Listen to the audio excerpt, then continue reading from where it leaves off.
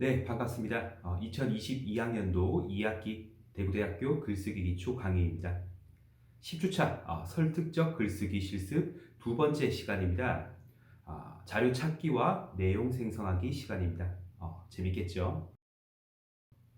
이번 시간에는 지난 시간에 했던 계획하기에 이어서 그 다음 순서인 내용 생성 단계인데요.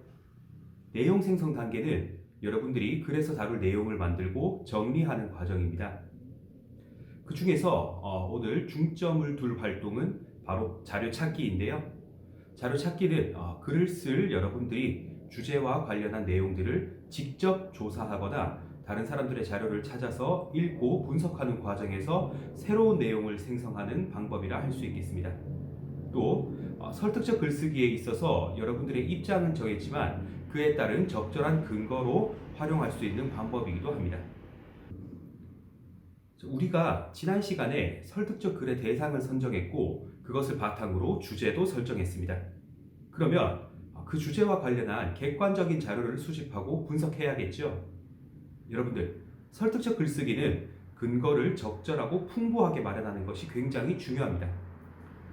자료를 수집하는 방법으로는 직접 조사와 인터뷰, 전문 문헌 자료 검색, 인터넷 자료, 인터넷 기사 검색 등이 주로 활용되는데요. 우리의 여건상 전문 문헌 자료를 검색하거나 인터넷 자료, 인터넷 기사 등을 검색하는 것이 효율적이겠습니다. 직접 자료를 찾고 검토하고 전문가와 인터뷰를 하는 등의 직접 조사 방법은 시간적 한계가 있죠. 그래서 전문 문헌 자료를 검색하고 수집하고 검토하는 일이 무엇보다 중요한데요. 우리 대학 도서관에 접속하거나 학술지 검색 도구인 한국교육학술정보원, 국립중앙도서관, 국회도서관, 그리고 정부 포털 통계청 홈페이지 등에서 전문 문헌 자료를 검색할 수 있겠습니다. 우리 대학 도서관에서는 전문 서적 등을 검색한 후 전자대출을 하거나 혹은 실물 서적을 대출하기 위해 도서관을 방문할 수 있고요. 한국교육학술정보원의 경우 교내 인터넷망으로 접속을 한다면 무료로 이용이 가능하고 교외 인터넷망이라면 우리 대학 도서관 홈페이지에서 로그인을 한 후 하단의 학술연구정보 서비스 배너를 클릭한 후에 접속해서 자료를 이용할 수 있습니다. 여러분들이 지난 시간에 설정한 주제와 관련한 키워드로 검색을 하면 학술지 논문, 학위 논문 등 다양한 연구 자료를 열람할 수 있습니다. 한편 인터넷 자료나 인터넷 기사는 우리가 자료를 수집함에 있어 접근성이 가장 용이한 방법인데요. 사실 양날의 검입니다.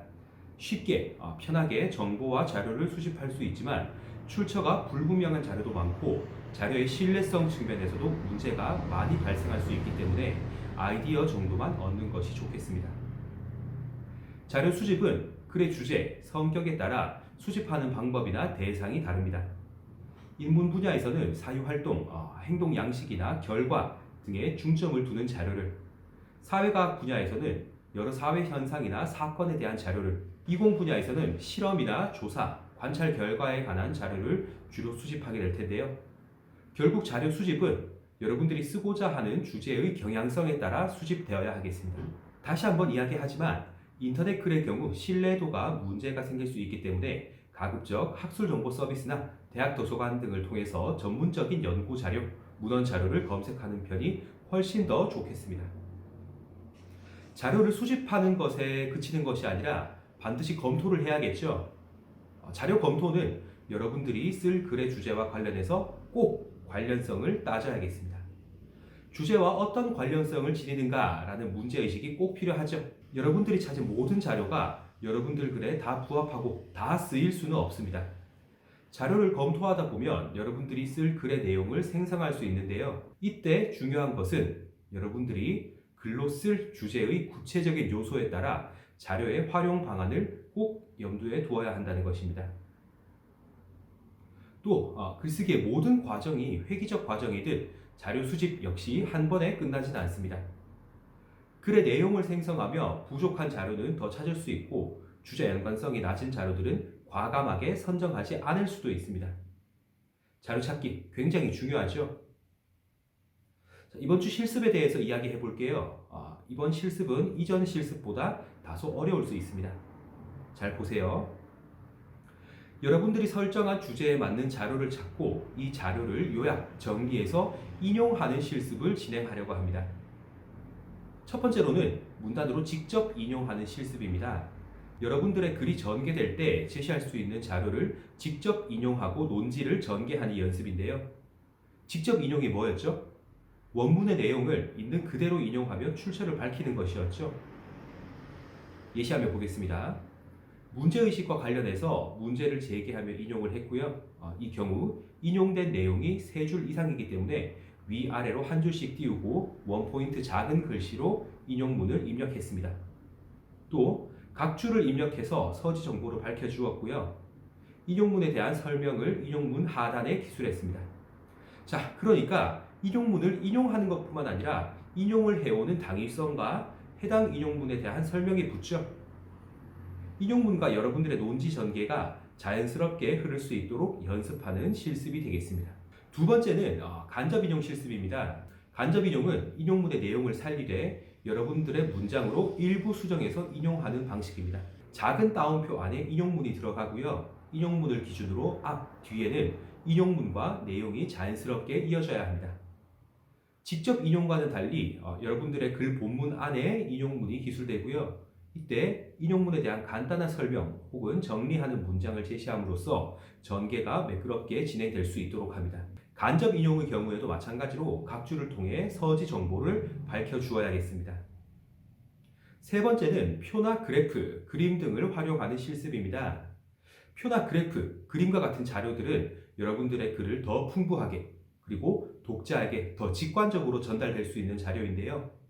마찬가지로 타인의 연구 결과물에서 인용해 올 수 있습니다. 다만 다른 인용 자료와 마찬가지로 표나 그래프 등을 제시하는 당위성과 개연성을 확보하고 자료를 제시한 후에 여기서 중요합니다. 자료에 대한 설명이 들어가야 한다는 것, 그리고 자료에는 캡션을 달고 표나 그림 번호를 부여한 후에 제목과 함께 각 줄을 달아 서지 정보를 밝혀주세요. 고민을 많이 해야 하는 실습입니다. 자료를 수집하지 않고 읽지 않고는 진행할 수 없는 실습이죠. 여러분들의 글에 활용할 자료 잘 찾아보고 읽고 분석하고 내 글에 활용할 수 있는 연습을 해보겠습니다. 서지정보 작성법은 작성 예시와 함께 스마트 LMS에 공유해 놓은 서지정보 작성법을 참고하세요. 다음 주에는 다시 강의실에서 만나도록 하겠습니다. 강의와 관련한 궁금한 점, 질문은 고민하지 말고 소통하도록 합시다. 그럼 2022학년도 2학기 10주차 강의 여기서 마치도록 하겠습니다. 감사합니다.